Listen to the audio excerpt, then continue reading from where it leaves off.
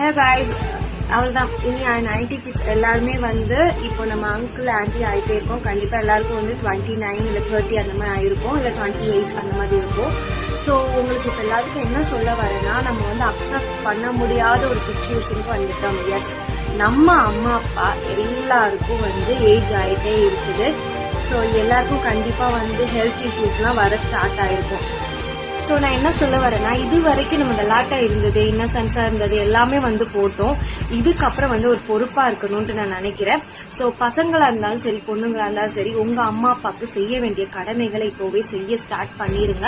And almost எல்லாம் start பண்ணிருப்பீங்க. பண்ணாதவங்க வந்து ஸ்டார்ட் பண்ணிருங்க.